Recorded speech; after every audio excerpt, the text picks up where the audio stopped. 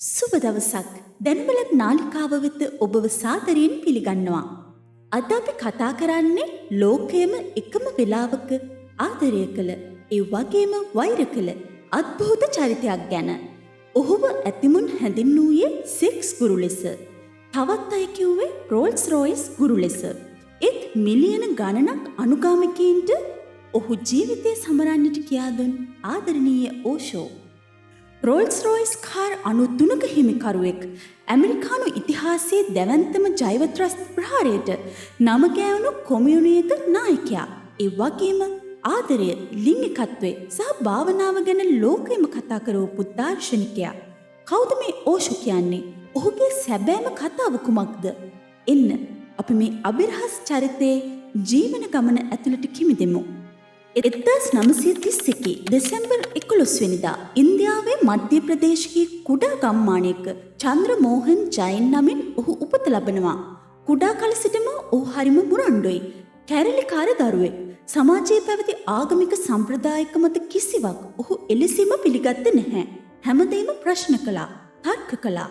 දර්ශනවාදය පිළිබඳ විශ්වවිද්‍යාලයෙන් ඉහළම උපාධිය ලබාගත් ඔහු ජබල්පූර් විශ්වවිද්‍යාලයේ දර්ශනය පිළිබඳ කතිකාචාර්යවරයෙකු බවට පත් වුණා. නමුත් ඔහුගේ ජීවිතය සම්පූර්ණයෙන්ම වෙනස් කළ ඒ සිදුවීම වන්නේ 1953 මාර්තු 21 වෙනිදා. එදා ඔහුට වයස අවුරුදු 21යි. ජබල්පූර් නගරයේ උද්‍යානයක ගසක් යට භාවනා කරමින් සිටි ඔහු පරම අවබෝධය හෙවත් එන්ලයිට්මන්ට් තත්වයට පත් වූ බවට ප්‍රකාශ කළා. ඒ මොහොතේ මම අතුරුදහන් වුණා. විශ්වය මා තුළට ගලා ආවා. සෙවීම අවසන් වුණා. මම ගෙදර ඇවිත්. ඔහු ඒ අත්දැකීම විස්තර කළේ එහෙමයි. සෝර්බාද බුද්ධා. කවුද මේ සෝර්බා කියන්නේ? සෝර්බා කියන්නේ ග්‍රීක නවකතාවක එක චරිතයක්. ඔහු ජීවිතයේ උපරිමයෙන් විඳින කෙනෙක්. ඔහු නටනවා, ගයනවා, ආදරය කරනවා. ජීවිතයේ සියලුම භෞතික සැප සම්පත් භුක්ති විඳිනවා. බුද්ධ කියන්නේ කවුද? බුද්ධ කියන්නේ ගැඹුරු අවබෝධය, නිශ්ශබ්දතාවය සහ සිහිය. ඕෂෝ කිව්වේ ඔබ ලෝකය අතහැරලා හිමාලයට ගිහින් භාවනා කරන්න ඕනේ නැහැ. ඒ වගේම ලෝකයේ සැප සම්පත් වල ගිලිලා තමන්ව අමතක කරන්නත් එපා. ඔහු ඉගැන්වුවේ මේ අන්ත දෙකම එකතු කරගන්නා ලෙසයි. සෝර්බා කෙනෙක් වගේ ජීවිතය සමරන්න. නමුත් ඒ සැමරුම මැද බුද්ධ කෙනෙක් වගේ සිහියෙන් ඉන්න. මේක තමයි ඕෂෝගේ දර්ශනයේ හරය. මේ දර්ශනයට මිනිසුන්ව යොමු කරන්න ඔහු සාම්ප්‍රදායික භාවනා ක්‍රම වෙනුවට ක්‍රියාශීලී භාවනා හඳුන්වා දුන්නා. ඔහුගේ මිස්ටික් රෝස් භාවනාව හොඳම උදාහරණයක්. එහිදී පළමු සතිය පුරා දිනපතා පැය 3ක් කිසිම හේතුවක් නැතුව හයියෙන් සිනාසෙන්න ඕනේ. දෙවන සතිය පුරා දිනපතා පැය 3ක් හිතේ තියෙන හැම දුකක්ම පිට වෙනකල් හඬන්න ඕනේ. තුන්වෙනි සතියේ දිනපතා පැය 3ක් සම්පූර්ණයෙන්ම නිශ්ශබ්දව භාවනා කරන්න ඕනේ. ඔහු කිව්වේ හිනාවෙන් සහ හැඬීමෙන් හිතේ හිර වෙලා තියෙන හැම හැඟීමක්ම නිදහස් කළාම නියම නිශ්ශබ්දතාවය ඉබේම ඇති වෙනවා කියලයි.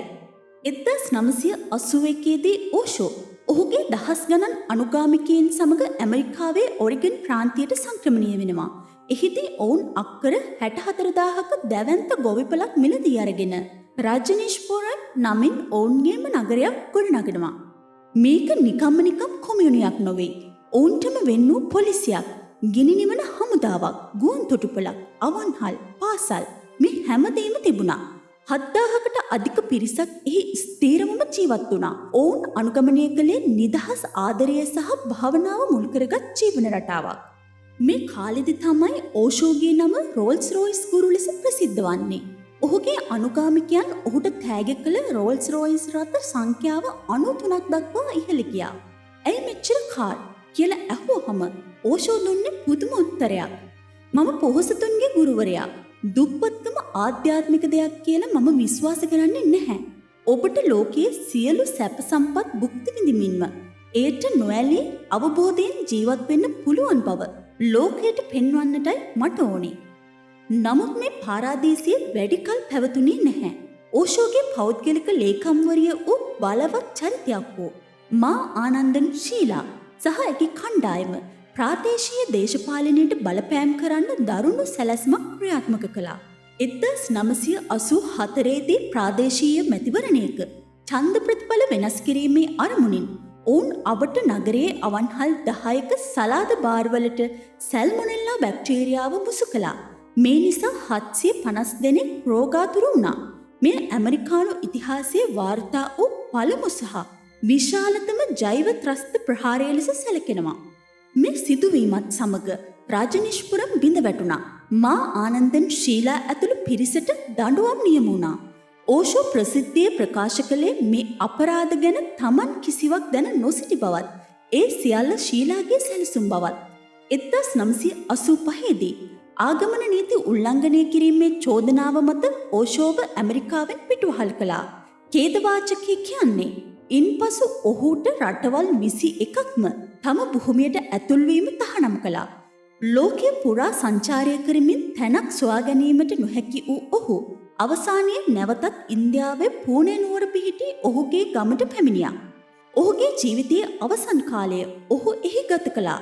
1990 ජනවාරි 19 වෙනිදා වයස අවුරුදු 58 දී ඕෂෝ හෘදයාබාධයකින් මිය ගියා.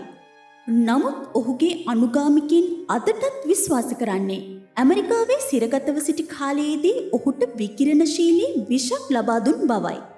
ඕෂෝ කියන්නේ අදටත් විවාදාත්මක චරිතයක්. ඔහු සාන්තුවරයෙක් ලෙස දකින අයත්, වංචාකාරයෙකු ලෙස දකින අයත් ඉන්නවා. නමුත් එක දෙයක් පැහැදිලි. ඔහු මිනිසුන්ට වෙනස් විදිහකට හිතන්න පෙළඹවුවා. ඔබේ ජීවිතය තමයි ඔබේ එකම ආගම. සැමරීම තමයි ඔබේ එකම යාඥාව. ආදරය තමයි ඔබේ එකම දෙවියන්.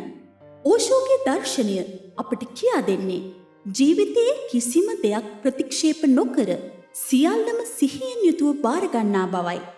සැප සහ දුක, සතුට සහ වේදනාව මේ සියල්ල මැද නොසැලී ජීවිතය නැමැති මහා නාටකයේ දෙස බලා සිටින සාක්ෂිකරුවා වන්නට ඔහු අපට ආරාධනා කළා. ඔබ ඕෂෝ ගැන මොකද හිතන්නේ? ඔබේ අදහස පහලින් කමෙන්ට් කරගෙන යන්න. දැනුවලත් නාලිකාව සබ්ස්ක්‍රයිබ් කරලා මේ වගේ තවත් ගැඹුරු දැනුමක් එක්ක එකතු වෙන්න. තවත් වීඩියෝවකින් හමු වෙමු. ඔබට සුබ දවසක්.